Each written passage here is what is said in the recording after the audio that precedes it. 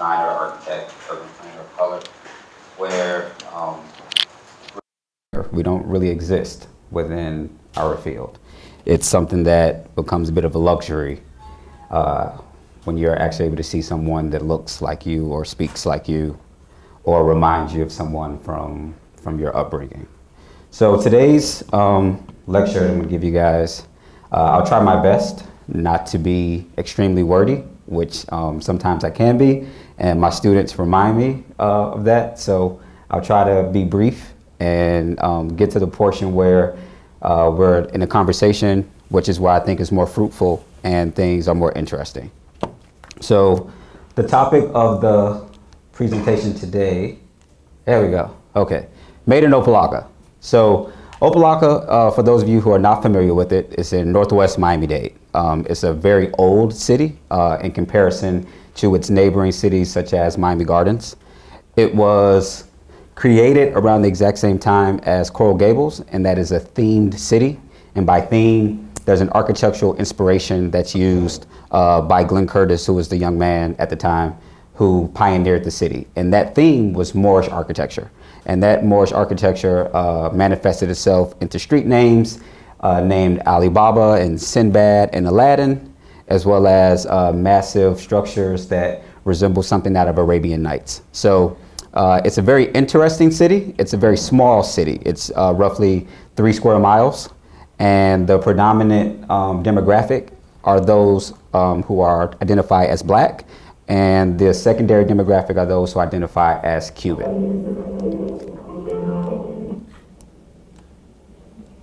See, this is going to be an issue. So, made in Opa-locka. A while ago, 2011, the OLCDC, the Opa-locka Community Development Corporation, received a grant from NEA, the National Endowment of the Arts, to redevelop a neighborhood called the Triangle. The Triangle is notorious as a place that at one point in time had the largest murder rate in the entire United States. And this is a neighborhood that's maybe 1/4 mile across. That's how large it is, and it had the largest murder rate in the entire United States. And the people that actually ran the city at the time thought it was a smart idea to close off the city. So to barricade the city so that the residents or the drug dealers had nowhere to run and escape the police. In doing so, they made their own citizens prisoners of their own neighborhood. And then when this happened, a lot of the people who called the Triangle home fled the area and left and moved away. So this neighborhood became extremely forgotten. It became run down. It became a location where most people would not like to frequent. And I thought it was a good idea to move there. So what happened is the team that I was a part of in Los Angeles decided that we would apply to this competition and show that you can use architecture and design to help neighborhoods and redevelop neighborhoods and revitalize neighborhoods. And our key component was that one of us would have to live in the neighborhood, because we didn't want to be one of those teams that said, we want to help you, but we want to help you from a distance. We want to stay in sunny Los Angeles. We want to stay in our awesome apartments.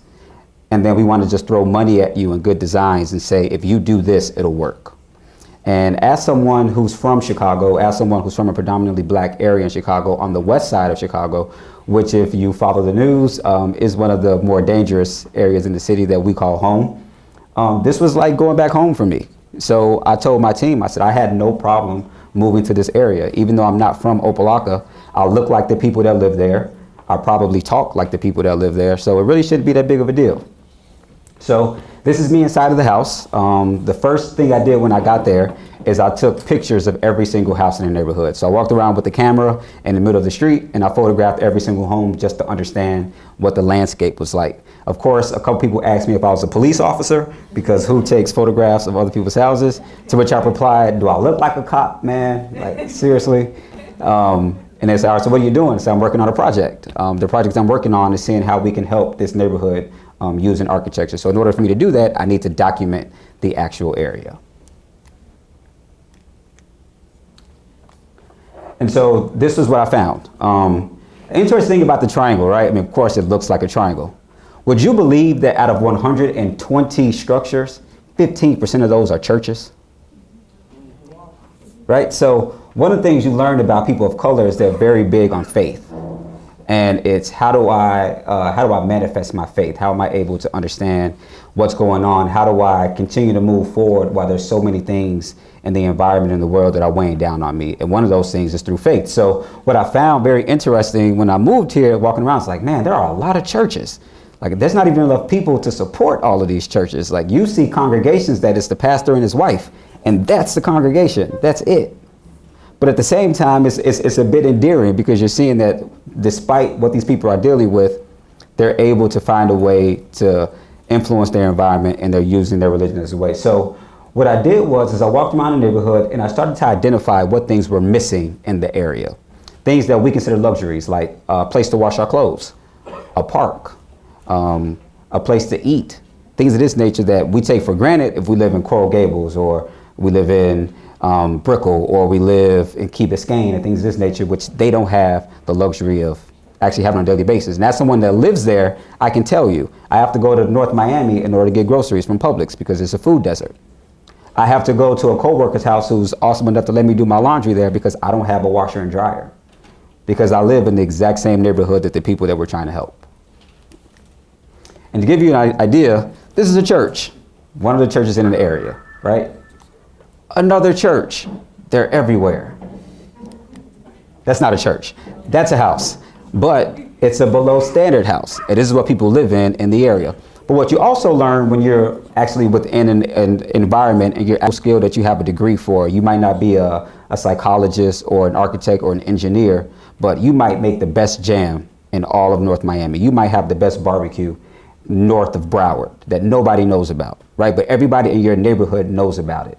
And so what we wanted to find out was, is there any way that we can help these individuals capitalize off the skills that they got through apprenticeship, which is like the technical term, but in reality it's sitting in the kitchen watching your grandma cook, or it's going outside and helping your dad use a hammer and nails to fix some things because you can't afford a contractor to do it for you. But these are physical skills that the people in the neighborhood have that we're able to try to find out, okay, how can we use this? How can we promote you? How can we allow you to thrive so that you don't have to be displaced out of this neighborhood? I was on a roll. Another structure that's there. So this is what is found within the neighborhood. So when you see so many buildings in this condition, you try to figure out, how can we change the appearance of this? How can we take these houses and these buildings and then turn this into vibrant pieces of architecture and art that people will be proud to say is within my neighborhood? And so we came up with a plan. And that plan was get out, canvass the neighborhood, meet the people, find out what they think they need in their neighborhood, because there's nothing worse than someone who's never lived there to tell you what you need. How many consultants do we know to come in and say, hey, I have the perfect answer to all of your problems. Here's a 75-page booklet, give me $45,000, and this is going to fix everything. And they leave and go back to whatever awesome place they came from. And then you find out of that 100-page document, only 3 pages actually applies to what the people in the neighborhood actually need. So, in us doing this investigation, we found that one thing is they needed to see people. They were sold so many promises, they had no idea what was real and what was fake. And so the first thing I did was go to the neighborhood school. This is a cool little kid. He's with the 500 role models. And what they do is if you're middle school and you're about to go up to 7th and 8th grade, you become a tour guide, right? And so like you're like the big man on campus. So he's the guy that walked me around. He was like, all right, I know this whole place. I'm gonna show you everything. That's the lunchroom. That's here. Like, this is what you got to do. I was like, all right, man, you know, I got to take a picture of you. Like, you have to be in my presentation. Like, you're awesome, right? And so of course I picked with him a little bit. I was like, man, you about 45 hanging around with 10-year-olds. Like, at some point we got to get you up to high school so you can run things. And so a lot of these kids had no idea what an architect was, what an architect does, because another thing you learn about when you grow up in a family of color, your parents only know 2 jobs, doctor and a lawyer. So those are the only 2 things they know that are lucrative professions or are distinguished professions. Son, you're going to be a doctor, you're going to be a lawyer. It's like, nah, that's not going to happen. I'm going to be an architect. All right, you're adorable, that's sweet.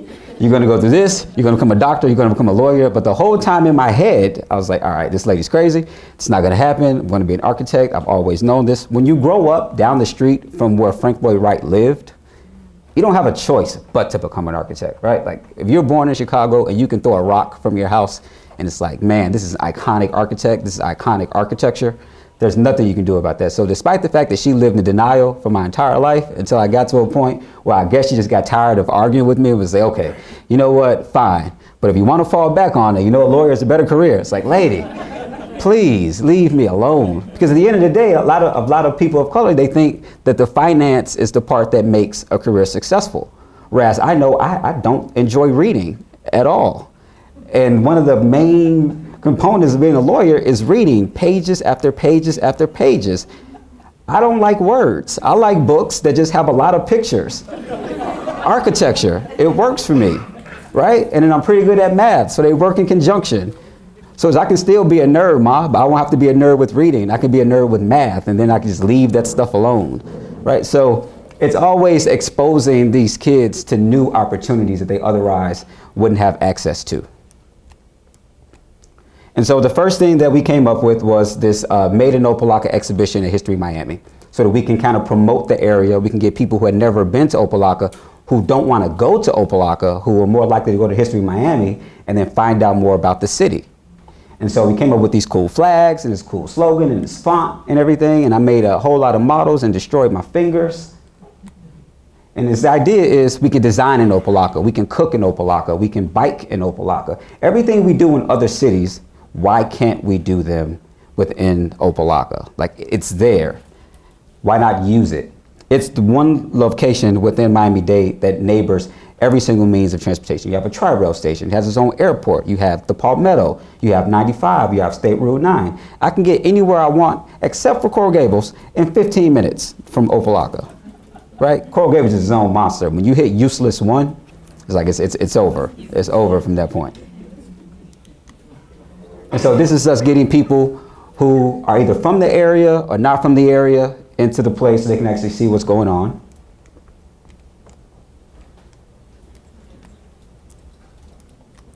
And so branding, right? So how do we market the area?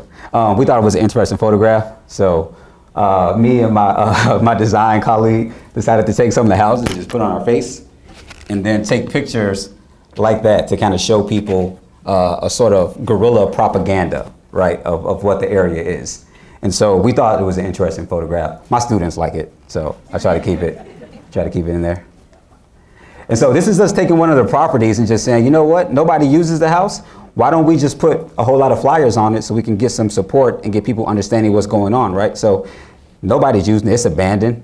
Nobody's really gonna miss it if we put on it. At the end of the day, if they wanna knock it down, they can knock it down. But for now, let's just use what we have at our disposal. And so we went and we did this, came with these little pop-up tents. Cool, and this is us in the neighborhood, another church. You guys thought I was kidding when I said the thing about the church thing. There's another church in the background. They're everywhere. And so we were out there trying to get support in the neighborhood, and what we learned is because there's no park, a lot of times the kids have to play in the street. So I guess that's a good thing about closing off the streets with barricades, because cars can't go through. But at the same time, you lose the ability to be connected to the rest of the environment, because once you go into this area, you're stuck. There's one way in, there's one way out. It's a dead end. And so from there, again, learning Opa-locka, which we are fortunate enough to have a couple schools and an awesome preschool. Thanks for the support for coming out. You know, it's things like this that allow children in the area to understand that I don't have to go very far to get a quality education. And in the end of the day, if you start them young, is when they have the better opportunity. One of the fascinating things I learned once I moved to Miami and actually started to learn more about the Early Learning Coalition is the startling fact about when you realize the prison system and the age that they allocate based off of reading is how it's the third grade is when they decide how many beds you'll need in the prison 15 years later. And it freaked me out. It's like, how can you tell if a third grader is going to be in prison or not? Like, this is absurd. Like, how can you do this?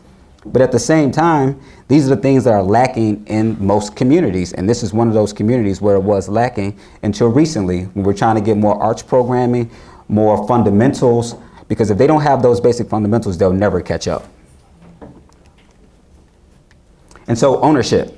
How do you keep people in a neighborhood from destroying the things that you give them? How do you keep people in the neighborhood for upkeeping those things and having pride in those new interventions? And so we're calling them the public houses, not to be not to be confused with public housing, because that has its own negative connotation, right? So it's how do we take this word, how do we take these two words put together and give it a totally different sense of meaning? And the public houses are basically places for convening. It's places that people in the neighborhood can meet together, can hang out, and do it without any kind of problems whatsoever. And so this is what we learned from canvassing the community, that they wanted a full park. They didn't have a park. They wanted a place for gathering. They wanted like an art gallery. They wanted an actual place, a concert hall, a flexible space that they can actually have weddings and dinners and parties, because those type of facilities don't exist within Opa-locka. They have to go to Miami Garden and patronize. They have to go to North Miami and patronize. They have to go to Broward and patronize. So here's our first project. It's the Magnolia North Park. And it was this vacant lot. There was nothing there. And then after a month of, maybe like a year of planning, which everybody thinks is the fastest thing, it is not. Planning a community involved event like this took a lot of elbow grease and a lot of sweat equity, but we finished it. The best thing about this park was it was totally community driven. The children in the community picked the playground equipment. The people that live there helped actually build the playground. And I always tell this story because it's like the best anecdote I have since I've been in Miami. And it's that there's this young man lived in the neighborhood. And if you go to Opa-locka, you see every now and then you might see a couple drug dealers or whatnot, but that's what you find when you find most low income communities, because that's what they think is a means of income.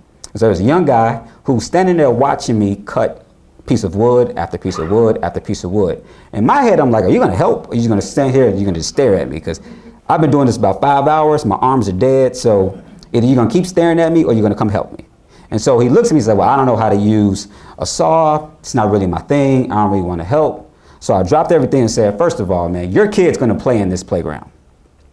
So I'm doing this for you. I don't have kids. So at the end of the day, this isn't for me. So if you want to be proud of this, why don't you come on over and then you help? Well, I don't know how to use it. I'll teach you how to use a saw. Like, it's not that hard. I'll show you how to do it. We can do this together like an assembly line. By the time we're finished, I can be done because I've been out here all day for 3 days in a row and I'm exhausted. He comes over to help after me basically cursing him out, and then he decides to help. And so he finished helping. He gives me like maybe 3 hours, then he eats. He's like, all right, man, I got to take off. I got to go. So he leaves. Next day, we finish the entire park, and I see him and his daughter. And his daughter's playing on the playground equipment. And I'm watching, I'm like, all right, I want to see if he's going to point to the stuff that he helped build. And the first thing he says to her is, you see that over there? Your dad built that, right? So you're able to see like the full manifestation of what is actually happening. And since then, he's making sure that his knucklehead hoodlum friends aren't destroying the things that he helped build, because now he has ownership over it, right? It's like, how do we make sure that you don't destroy the things that are yours?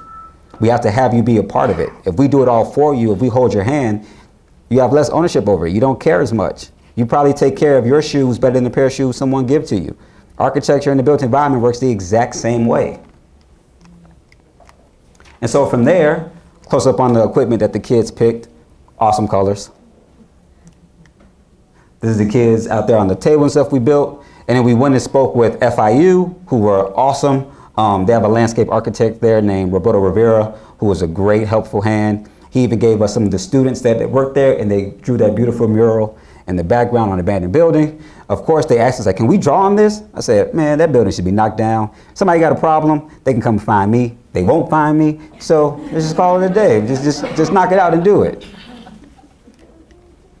Which brings us to the next part of the public houses, which is the Arts and Recreation Center. And so this is a 4,000 square foot. It used to be a roofing company. And so we decided to buy it and then renovate it. And then we got this awesome designer out of New York to design the beautiful mural that you see there, which I had like a 45-minute argument with the city officials about, because in their head, it had to be of Moorish architectural influence. I said, are you looking at the same image I'm looking at? It's like everything on it is Moorish. It might not be the traditional means and methods that you're accustomed to, but who says it can't be avant-garde? Who says it can't be modern? This is 2015. We don't have to live like it's 1935. I'm pretty sure you would not want to go back to 1935. So just let us do what we got to do and get out of our way. So, eventually they did, and they let us get to it, which led us to the actual street painting, right? I mean, you need something to call attention to the neighborhood as somebody's driving through so they don't speed out of the neighborhood. because the one street, Alibaba Avenue, can take you from one edge of the city through the other edge of the city. And it takes no longer than 5 minutes. And before you know it, you're in Opa-locka. Just like that, you're out of Opa-locka and you missed everything. So we got 400 volunteers to come out starting at 4 o'clock in the morning to help paint the street. Right? And we're out there and we're putting layers on layers on layers. And I always find it very interesting that Opa-locka is one of the few cities in Miami-Dade County that has bike lanes. For as backwards as the city is, to have bike lanes is a pretty great thing. It shows that somebody in the planning department is actually thinking about how to move the city forward towards the 21st century. I was fortunate enough to be placed on the city's planning council. There's people on the board that have been there for maybe 30 years that are great at having the history and the wisdom of people who are born and raised in Opa-locka, but nobody could read a set of floor plans. Nobody could read a city plan. Nobody understood the terminology that came with comprehensive planning or urban planning. And so in my head, I would ask myself, how do you guys plan to know if you're selecting the right information if nobody's able to actually understand and comprehend what they're reading? And so the biggest hurdle that I always find is nobody ever takes me seriously because I look like I'm 17. It's like, there's not much I can do about that. But at the same time, I've gone through enough education, I have enough life experience, and that there's certain things that I do understand, there's certain things that I do know, and I don't claim to know everything because I honestly understand that with gray hair comes wisdom, and I don't have any gray hair yet, so I don't really have that wisdom, but just pure technical logic, like a 6-foot sidewalk versus a 30-foot sidewalk, like those are things that I understand. And so them allowing me to actually give that expertise and help move forward the planning of the actual city, which has resulted in now a brand new comprehensive plan, a brand new land use regulations and plans, where I would fight back and forth with city officials until we got to a point where it made sense. Because there are things that it blew my mind, just the basic manifestations of architecture within the city that were being ignored. It's like, it's one thing to embrace your history, it's another thing to ignore your history. You have to find some kind of balance between the two. And the young man that actually did the street painting, designed it, is a landscape architect out of Oakland named Walter Hood, who does fantastic work. So the two of us in conjunction came up with quite a bit of this stuff to actually execute the entire proposal. And so this is the inside of the space. So we regularly hold events in art galleries, art events that we're able to get people to come out who otherwise would never come to Opa-locka to actually see it. Because the biggest thing is changing the narrative, right? It's how do we get people to come to the neighborhood who have preconceived notions but have never actually visited. They think it's the worst place in Miami-Dade County, but they get there and they're totally blown away by it's not anything that they imagine. I find that quite a bit. I tell people, no, just come to the event, just trust me, it's safe, there's parking everywhere, just don't worry, this is an okay place to come hang out. And they'll come, oh man, this is nothing like I imagined. I thought it was gonna be awful. So that's why you can't believe everything you read. It's like, you have to actually go out, get in your car, drive there and see what's available. And then once you do that, you're definitely able to have a totally different perspective than someone who just did it from their computer screen. Because of course, if it's on the internet, that means it's true. And so the next intervention that we're proposing is our urban garden, our urban farm. And so as I mentioned before, it's a food desert. And how do you solve a food desert? You take matters into your own hands and you use open space and you create a garden for the people who live in the area. And so we're fortunate enough to have quite a bit of extra land behind the Arts and Recreation Center. And so this is the proposal. This is a rendering of what's going to come. We're fortunate enough to get some funding to get this off the ground. And now it's about us galvanizing the community again. We had some students canvass and find out what type of food should be grown there, what type of vegetables and whatnot. As someone from a city that doesn't have a lot of trees, or even for that matter, fruit trees, I had no idea that with those come rodents and things of that nature, like those things, raccoons and stuff. These things I just didn't understand. That I was able to learn, because in Chicago we probably have like three tree types, and they're just like really big trees, but I don't know what they're actually called. And so we spoke with some people in the area who have the expertise as urban agriculture. And so this is our next pilot project we're getting off the ground, which I think is going to be extremely successful for the simple point of students are able to see farm to fork. right? So they're able to see where their food comes from. They're able to cultivate their food, and they're able to actually eat healthier. And if you start them at a younger age, they're more likely to eat healthy as they get older, as opposed to when we get older and we think we know everything and we don't want to touch food because it looks icky. It's a lot easier to get kids to do it when they're younger, and you make it seem cool, and they'll eat just about anything. They'll eat a Brussels sprout if you make it cool. So that's what we're trying to do. And so that's the end of the presentation. I thank you guys for being such attentive listeners. And now we're going to open it up to questions and answers. Thank you. So good